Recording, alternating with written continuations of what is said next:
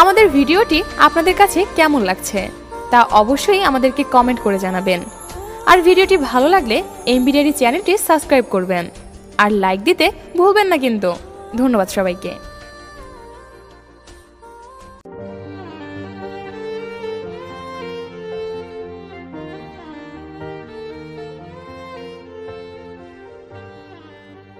টাকার প্রশ্ন সকলেই এক ধর্মাবলম্বী।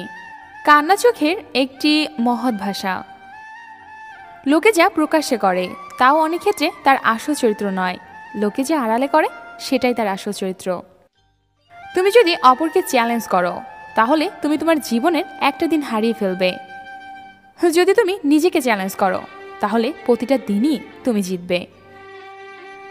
জীবনে ঠকলে হয়তো সবটুকু বিশ্বাস নষ্ট হয়ে যায়, কিন্তু শেখা যায় অনেক কিছু। ব্যর্থতায় হতাশ হবেন না, কারণ সফলতা একদিন আসে না। প্রতিটি ব্যর্থতার পরই সফলতার একটি দিনের ধাপ। যারা তোমার ক্ষতি চায় তাদের আঘাত করবে না, তাদের সামনে একটু হাসি মুখে বাঁচবে। দেখবে তুমি আঘাত করলেও যা কষ্ট পেত ওরা তার থেকেও বেশি কষ্ট পাবে। মনে রাখবেন, কথায় আছে, অতিবার বেরো না, ঝরে ভেঙে যাবে। অতি ছোট হয়েও না, ছাগলে মুড়ে খাবে। আপনার নামে কেউ নিন্দা করলে তাহলে তাকে ইগনোর করুন, কারণ কুকুর মানুষকে কামড়ালেও মানুষ কিন্তু কুকুরকে কামড়ায় না। জীবনে যাই হোক কখনো হাসতে ভুলে যেও না, কারণ হাসিটা তোমার শক্তি আর সাহস যোগাবে। কি আশ্চর্য তাই না?